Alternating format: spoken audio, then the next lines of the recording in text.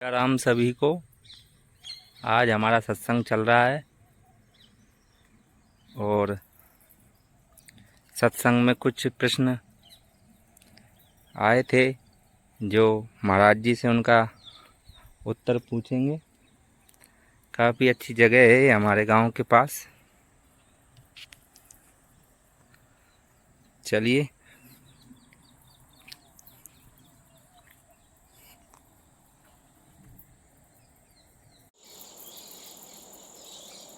जय सिया राम। प्रणाम भाई। ये बताया है, ये पूछा गया है कि सोई गुरु पूरा कहावे जो दो अक्षर का भेद बतावे। और शास्त्रों में भी ये बताया है कि कोटि नाम संसार में ताते मुक्ति न होए, आदि नाम जो गुप्त जब बिल्ला जाने कोय। तो वो आदि नाम और दो अक्षर का भेद क्या है, वो उसके बारे में बताएं भाई। जिस प्रकार से साहेब बंदगी सत्य कबीर साहेब के पावन कमलों में कोट कोट वंदना। सत्य नाम परमात्मा। दो अक्षर का भेद वैसे बड़ा जटिल विषय है। हर आदमी के विषय की बात नहीं है कि दो अक्षर का भेद समझ ले वो।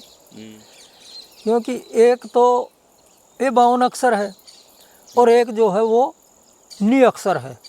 ये दो अक्षर हुए। एक 52 अक्षर जो जिब्या से बोले जाते हैं और एक निअक्षर जो वो अजपा है, वो जिब्बा का विषय नहीं है। और इसको समझने के लिए 52 अक्षर जब तक हमारे विचारों में रहेंगे तब तक वो निअक्षर समझ में नहीं आएगा। क्योंकि हमने आसक्ति 52 अक्षरों में, जंतर मंतर में, इनमें धारणा बना रखी है। अब ये विषय न जंतर का है न मंतर का है, विषय है उस आदि अक्षर आदि नाम का। दो अक्षर का भेद बतावे, सो ही प्राणी निज घर को जावे। अब निज घर कौन सा? जहाँ से ये जीव आया है, निज घर। ये तो पराया घर है, माया का देश है। और वहाँ से ये बिछड़ के, आदि बाप से बिछड़ के गए बहुत संताप, और धीरे धीरे जा कर के इस माया के काल के रूप में अपने आप को ये भूल चुका।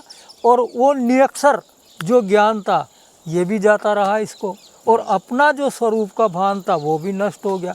और 52 के फेर में पड़ के, अब 52 के फेर में 52 से ही शास्त्रों का निर्माण हुआ, 52 से ही वाणी का निर्माण हुआ।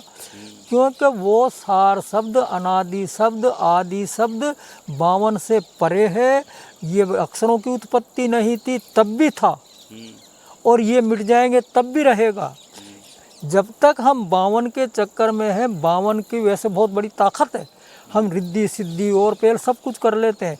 हम किसी से बातचीत का आदान प्रदान करते हैं तो उसमें 52 अक्षर से योग करते हैं। लेकिन वो परमात्मा, वो सत्य पुरुष जो 52 अक्षर से परे है, उसको 52 अक्षर से परे से ही जाना जाएगा। जिसका जैसा लेवल है उसी लेवल से उसको जाना जाएगा। जिसके लिए ओहम काया मरमर जाई, सोहम जीव भटका खाई।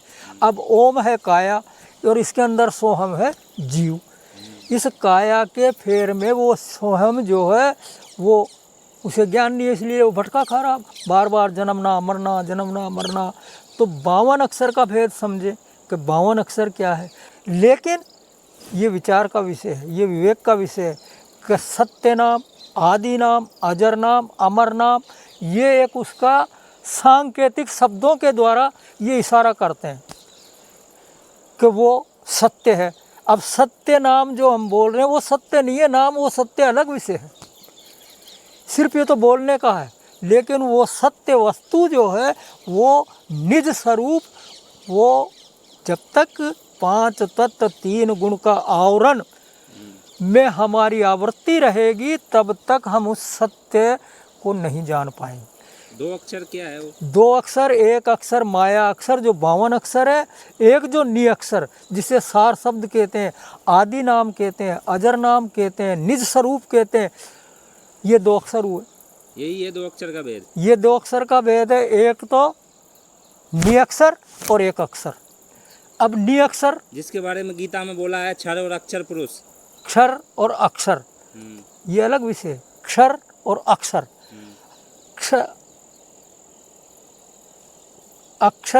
क्षर से अक्षर हुआ, यानी ये बेकरी वाणी से अक्षर उत्पन्न हुआ।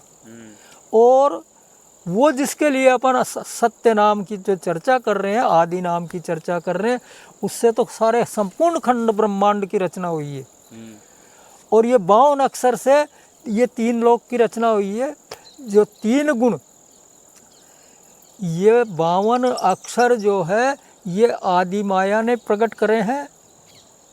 और जिसको सबसे पहले ओम बोला, रर्राकार बोला, ये सारे जो अक्षर हैं जिनको हम 52 अक्षर 26, चाहे वो संस्कृत के हों, चाहे वो हिंदी के हैं, चाहे वो इंग्लिश के हैं, चाहे वो कोई सी भी वाणी के हैं, लेकिन ये माया के जिब्या से बोले हुए अक्षर हैं। और जिब्या से जितने भी अक्षर बोले जाते हैं वो माया मुख है। तो अजपा जाप कैसा करेगा, वो अजपा जाप के बारे में बताएं। अजपा जाप के बारे में ऐसा बोला है कि अजपा सुमरन घट बिसे दीना सिरजनहार, ताई सो मन लग रहे कहे कबीर विचार। अब अजपा जाप जो है वो हमारी सारी चित्त वृत्तियों को रोक करके, हमारी बार बार निरंतर चित्त वृत्तियाँ कभी तो हमारे घर बार पे जाती है, कभी कहीं सत्संग में जाती है, कभी किसी के ऊपर जाती है। जो हमारा प्रिय जो भी बंधु होता है उसके चिंतन में बार बार चित्त जाता है। तो वो अजपा जाप जब होगा, जब हमारी चित्त वृत्तियों को अगर हमने एक पल भी रोक लिया अभ्यास के लिए, अभ्यास करने के लिए, जिस रोज चित्त वृत्तियाँ सीमित होने लग जाएगी। जपने का विषय नहीं है वो जपने का विषय नहीं है। चित्त वृत्तियों को जो है बार बार सुरती से उन चित्त वृत्तियों को रोको। कोई जपने का विषय नहीं है। जाप जैसे राम राम बोला और राम राम बोलते बोलते आप एक स्टेज वो आ जाएगी जो अजपा में चला जाएगा। फिर वो ऑटोमेटिक अजपा होता है। जाप मरा अजपा मरा, अनहद मर जाए। अनहद एक शब्द जो है वो गुंजार होने लगता है, उसकी ध्वनि सुनने में आती है और उसकी ध्वनि को सुनकर बड़ा मस्त होता है। लेकिन अनहद मर जाए, वो अनहद की जो शब्द, जो अनहद शब्द जो गूंजता है, जिसे नाद कहते हैं, वो भी बंद हो जाएगा। फिर सुरत समानी शब्द में वाक को काल ना खाए। जो सुरत है हमारी, जो एक चेतना है, जो पावर है, जिससे पूरा शरीर चल रहा, ये देह और ये प्रकृति एक स्वरूप है। इसको भी माया रूपी, जो माया है पूरी सृष्टि को चलाने वाली, और ये काया रूपी माया को चलाने वाली है सुरती। ये सुरती स्थिर होगी और स्थिर होने के बाद चित्तवृत्तियाँ रुकोगी और सुमरन, ज़्यादातर सुमरन पे बल दिया। अब सुमरन उस अजपा का, उस निअक्षर का, निज नाम का सुमरन करना है जो जिब्या से बोला नहीं जाता। बिन जिब्या ही सुमरन करे, यानी बिन जिब्या के और बिन किसी उसमें किसी प्रकार की क्रिया नहीं होती है। क्रिया है जहाँ तक कर्म है, और कर्म है तो बंधन है और फल है। कर्ता बनेगा तो भोक्ता बनेगा। कर्ता बनेगा अगर कर्म किया है। जैसे किसी ने कह दिया कि मैंने कर्म किया, मैंने सुमरन किया, तेने सुमरन किया तो कर्म खड़ा हो गया। तू तो तेरा काम करता जा, चित्तवृत्तियों को रोको। ध्यान का मतलब है हमारी जो चित्तवृत्तियाँ जो भटकती है उनको बार बार रोकना। इसी बात का ध्यान करना कि मेरा चित्त कहीं तो नहीं जा रहा। और चित्तवृत्ति तो, चित्त का तो बड़ा अजीब खेल है। चित्त बहुत, क्योंकि ये मन से भी ज़्यादा पावरफुल है चित्त। और पूरी बॉडी का निरीक्षण करना, काया का निरीक्षण करना, इसीलिए साहब ने घट पर्चे में सारा खेल दिया है। इसमें इंद्रियों को भी जानना, मन को भी जानना, सुरती को भी जानना, चित्त को भी परखना, इनको सबको परख कर और अपनी मंजिल तय करना। उस सत्य जो अजपा है, जो अजर है, अमर है, अखंड है, अटल है, अविचल है, वो निज स्वरूप है। जिसके लिए बोला भी है कि सुमरन तू घट में कर, घट में ही है करतार। घट में ही करतार। अब घट, अभी पे बहुत भ्रांतियाँ हैं इसमें। हम घट, इस काया को घट मान लेते हैं, ये बहुत बड़ी भूल है। और घट, वो जो घट है जिसमें परमात्म घट है, वो इस काया से परे है। परमात्मा अजर दीप जहाँ गगन गुफा में है निज वस्तु सारा।